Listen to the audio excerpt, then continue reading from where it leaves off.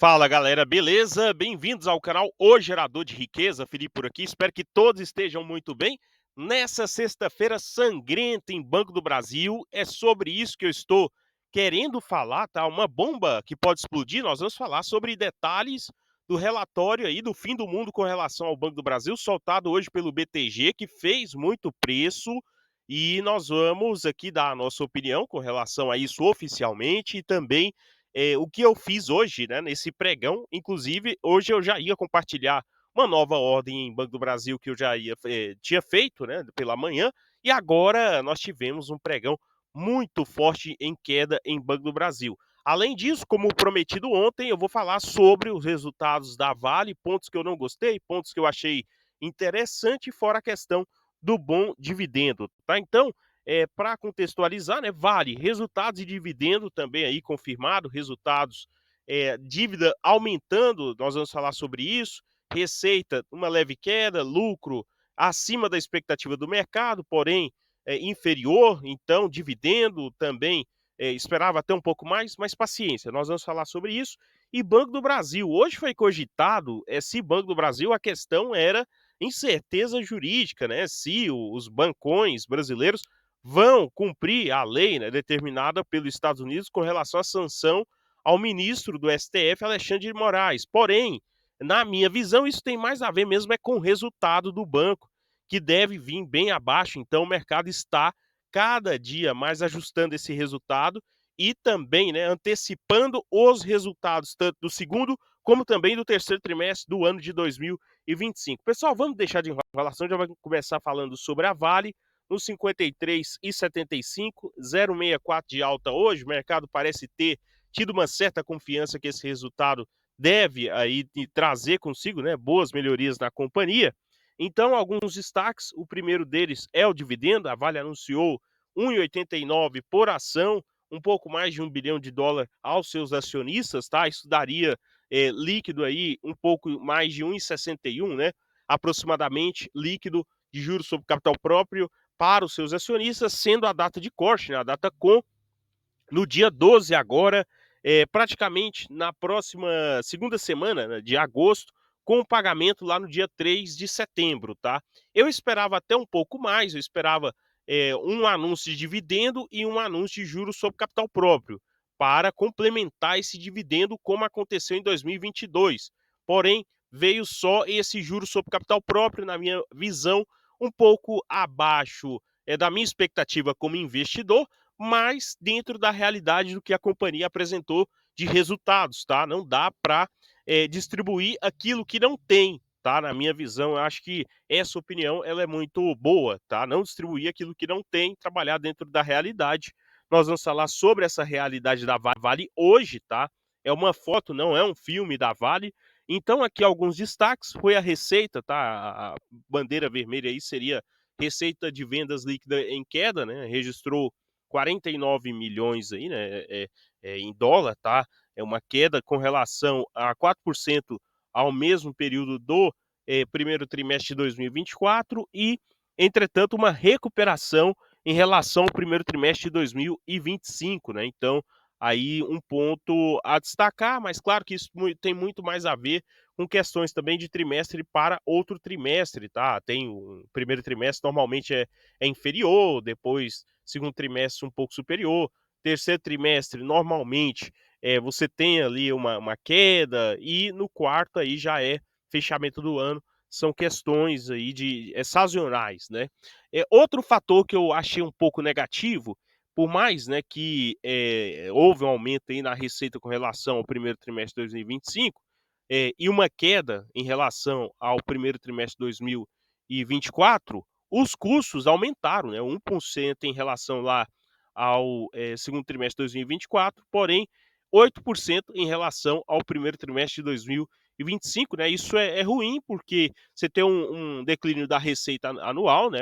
É sinal claro de pressão lá sobre as margens. No início em margem bruta, depois margem EBITDA e depois na margem líquida, tá? Ou seja, menos lucro para os acionistas no médio e curto prazo, tá? Então, margem, inclusive, né, a margem bruta caiu de 36 para 30,9, uma redução aí de 6%. Ela é significativa sim, nós temos que acompanhar como que isso, se dará nos próximos, trimestres da Vale, tá. Uma vez nós tivemos também queda no preço do minério de ferro, mas vamos acompanhando. Agora a dívida líquida expandida, que já inclui aí, né, as provisões tanto para Brumadinho e Samarco, também aumentou em 19% em relação ao segundo trimestre de 2024, atingindo 17 bilhões de reais. Claro, boa parte desse endividamento aí é em médio prazo, pelo menos, ou longo prazo, podemos considerar ali 9 anos, né, a média é essa. E, assim, né, a empresa ela tem um target de dívida, ou seja, uma barreira da dívida na casa dos 10 a 20 bilhões de dólares, tá. Então, isso pode ser, está se aproximando do limite, tá, para a empresa, com uma tendência de crescimento da empresa no curto prazo, porém é um sinal de alerta, tá, caso aí a Vale tenha que se desfazer de algum ativo, nós vamos ficar de olho nisso também, tá. A minha função aqui é essa, é trazer para vocês os detalhes, para o investidor não perder nada com relação a isso, tá. Então um outro fator, o fator dívida bruta sobre, o EBITDA, né, que é o fator de endividamento, saiu do 0,8 vezes lá no segundo trimestre para 1,3 vezes no segundo trimestre de 2025, tá. Isso dá um salto de 63%. Então, pensando nesses números, para ficar de olho nesses números da Vale, tá? Em relação ao endividamento, em relação à queda lá na receita e aumento do custo e perda nas margens. Com relação aos 2 fatores, para mim, positivos, é o fluxo de caixa, recorrente, né, aí de 1,0 bilhão, 1 bilhão de dólar, em comparação lá a 0,200 milhões, ou seja, bem inferior ao segundo trimestre lá da Vale, marcado por efeitos aí de recebimentos. E o outro fator positivo foi o lucro por ação, né, de 2,80 por ação. O mercado esperava algo em torno de R$ 2 por ação, superou aí em quase 40% a expectativa do mercado, porém inferior lá ao ano passado. Então, 1,60 de dividendos, um lucro bem interessante, ao menos em relação à expectativa dos analistas. Para resumir, resultado para mim equilibrado para mediano, não foi um bom, excelente resultado, né? Quando nós falamos das blue chips, bom, excelente resultado é bem acima da expectativa do mercado e cotação subindo no outro dia, quem já vinha comprando, se beneficiando com os dividendos, tá? Então não foi o que aconteceu na Vale, mas a tendência é acompanhar de perto esse questão a questão de receita, a questão de perda de margem, aumento de custos e endividamento no curto prazo, tá? Agora vamos para o tema central do vídeo, que foi Banco do Brasil. De primeira, tá? Eu gostaria de compartilhar aqui que eu fiz um aporte. Na verdade, essa ordem dos 18,59, olha só como é que são as coisas, como que funciona o mercado. Eu coloquei, né, lá a VAC, ou seja, é válido até cancelar, normalmente cancela-se nas diferentes corretoras em 30 dias, pensando lá no balanço do dia 14, né? Mas o que aconteceu? Nós tivemos JP Morgan vendendo muito, muito Vale, tá? Desesperadamente. Hoje a venda em Vale por parte do Banco Gringo. É notável que saiba de alguma coisa, tiver alguma reunião ou algo do tipo. Claro, eu estou aqui só supondo, mas nós tivemos um relatório também do BTG aí que também dá essa luz, tá? 18,59 foi a compra, um lote, tá? Não dá para mim trazer aqui a planilha de compra recente. A última compra foi nos 19,11. Então, Banco do Brasil já perde os 18, os R$ 19 agora abaixo dos 20 também no curto prazo, rapidamente, tá? Rapidamente deve vir para os 16, tá? Então se veio para os 18 para vir para os 16, aqueles stops que tinha lá nos 20, então já fica para trás e agora não teve defesa nos 20. Na verdade, teve até uma certa defesa nos 20. Rompida essa defesa, vem para os 18, bem provável que venha para os 16 no pós-balanço. E depois pode nos entregar a bela janela aí entre os 14 e 16. Fica lá naquele sobe e desce 14, 16, quem sabe. E nos entrega aí uma oportunidade muito interessante, ao menos no médio prazo, tá? Pensando em Banco do Brasil. Agora vamos falar do relatório do BTG, que para mim é o principal vetor, entrega esses resultados. O BTG, né, identificou aí, junto com dados entregues do Banco do Brasil para o Banco Central, que o lucro no mês de abril foi de 1,7 bilhão, tá bem abaixo da expectativa do mercado no geral, e que o lucro do segundo trimestre vai ficar na casa de 5 bilhões de reais, tá? Com base nesses dados, 1,7 bilhão de abril, e também, né, que o ROI deve ficar na casa de 11,1%, tá? E em 2023, BTG já calcula aí lucro na casa de 23 bilhões e ROI na casa de 12%, tá? Esses valores representam aí no curto prazo uma queda de 23% e 20% em relação às estimativas anteriores do Banco BTG, tá? Isso também estão entre 3% e 14% abaixo do consenso do mercado. Então é uma surpresa bem negativa no mercado no geral, tá? Além de uma redução aí nos proventos distribuídos, tá? Para a ordem dos 30%, e também uma recomendação neutra de cautela, tá, para o ativo no curto prazo, com esses resultados estimados. Também foi calculado o dividendo por ação para o ano de 2025, nas estimativas do BTG, na casa aí de 5,6%, que daria cerca também de algo em torno de R$ 1,00, 1,12 por ação. Mas vamos acompanhar aí. Além disso, outro detalhe que me chamou a atenção nesse relatório, eu vou colocar aqui os pontos. O primeiro ponto, né, a recuperação do agronegócio pode ser demorada e fraca. Claro, isso é bem factível, na minha opinião, concordo. Segundo ponto, escritórios de advocacia estão explorando a recuperação judicial como forma de reduzir passivos, caracterizando litigância oportunista. Então, esse é um fator não recorrente, não quer dizer que isso irá ser recorrente nos próximos 5, 10, 15 anos em Banco do Brasil. Uma vez que o cliente do Banco do Brasil, que pega o empréstimo lá financiado, né, no plano safra, ele uma hora terá que voltar onde? No Banco do Brasil. Essa é a minha visão. Então, se quiser, né, manter ali a relação com o banco, uma hora ou outra terá que negociar de maneira decente. Essa é a minha visão aqui com relação a esse ponto.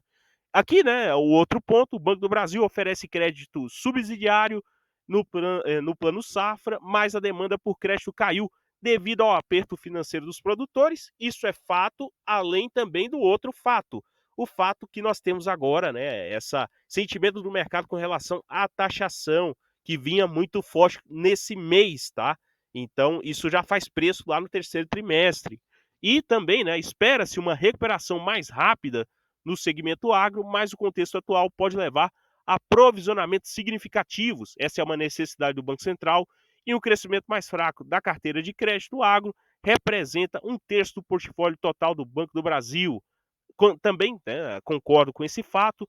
Partindo por outro ponto, perdas elevadas podem persistir, e a deteriorização da carteira, né, de pessoas físicas pode afetar ainda mais o banco, tá? Aqui eu já vejo que já é um outro fato que fica em aberto, e é necessário acompanhar o segundo trimestre e terceiro trimestre com relação àquele novo empréstimo consignado, tá? Então, o novo modelo de provisionamento baseado em perdas esperadas dificultará a redução das provisões em 2026, pressionando a margem financeira por um período prolongado. Também isso é um fato, tá? Além aqui também da revisão do ROI, de 16% para 15% sustentado, e um preço-alvo na casa de 24%. Um outro detalhe aqui eles colocam, embora parece barato, né, em preço sobre valor de patrimônio, né, em 0,63, em os lucros menores e a redução dos lucros aí distribuídos aos acionistas resultam em um dividendo estimado de 5,6%, inferior ao do Itaú. Porém, aqui esquece-se que a média de Banco do Brasil é bem superior ao do Itaú, e não adianta precificar que da perpetuidade que esse lucro distribuído será inferior para sempre, tá? Pelo contrário, é bem provável que volte, uma vez que nós temos, né, aí a Receita necessitando, no caso, a União necessitando desses valores do lucro de Banco do Brasil.